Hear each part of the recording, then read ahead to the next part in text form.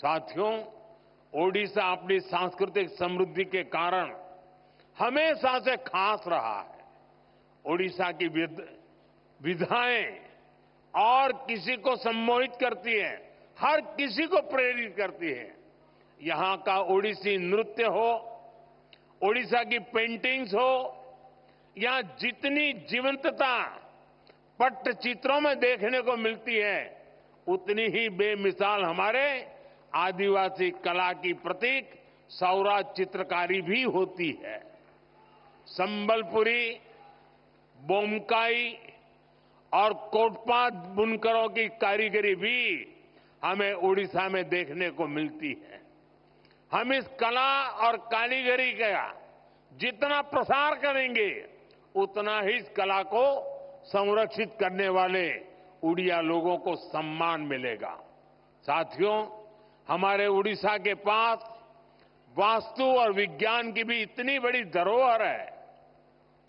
कोणार्क का सूर्य मंदिर, इसकी विशालता, इसका विज्ञान, लिंगराज और मुक्तेश्वर जैसे पुरातन मंदिरों का वास्तु, ये हर किसी को आश्चर्यचकित करता है। आज लोग जब इन्हें देखते हैं तो सोचने पर मजबूर हो जाते हैं कि सैकड़ों साल पहले भी उड़ीसा के लोग विज्ञान में इतने आगे थे। साथियों, ओडिशा पर्यटन की दृष्टि से अपार संभावनाओं की धरती है। हमें इन संभावनाओं को धरातल पर उतारने के लिए कई आयामों में काम करना है। आप देख रहे हैं, आज ओडिशा के साथ साथ देश में भी ऐसी सरकार है जो ओडिशा की धरोहरों का, उसकी पहचान का सम्मान करती है। आपने देखा होगा, पिछले साल हमारे यहां G20 का सम्मेलन हुआ था। हमने G20 के दौरान इतने सारे देशों के राष्ट्राध्यक्षों और राजनयिकों के सामने सूर्य मंदिर की ही भव्य तस्वीर को प्रस्तुत किया था। मुझे खुशी है कि महाप्रभु जगन्नाथ मंदिर परिसर के सभी 4 द्वार खुल चुके हैं। मंदिर का रत्न भंडार भी खोल दिया गया है। साथियों, हमें ओडिशा की हर पहचान को दुनिया को बताने के लिए भी और भी इनोवेटिव कदम उठाने हैं।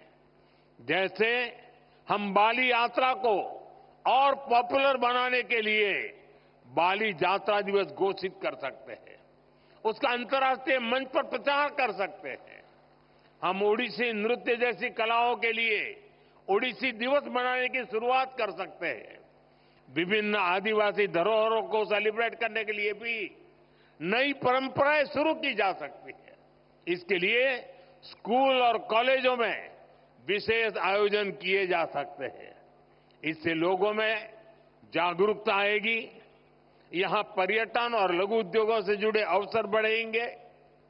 कुछ ही दिनों बाद प्रवासी भारतीय सम्मेलन भी, विश्व भर के लोग इस बार उड़ीसा में भुवनेश्वर में आने वाले हैं। प्रवासी भारतीय दिवस पहली बार उड़ीसा में हो रहा है। ये सम्मेलन भी उड़ीसा के लिए बहुत बड़ा अवसर बनने वाला है।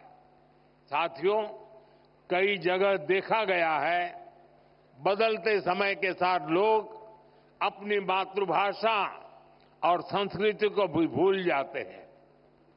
लेकिन मैंने देखा है, उड़िया समाज चाहे जहां भी रहे, अपनी संस्कृति, अपनी भाषा, अपने पर्व त्योहारों को लेकर हमेशा से बहुत उत्साहित रहा है।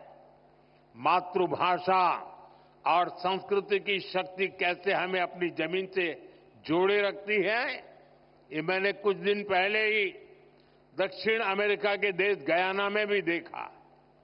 करीब 200 साल पहले भारत से सैकड़ों मजदूर गए, लेकिन वो अपने साथ रामचरितमानस ले गए, राम का नाम ले गए। इससे आज भी उनका नाता भारत भूमि से जुड़ा हुआ है।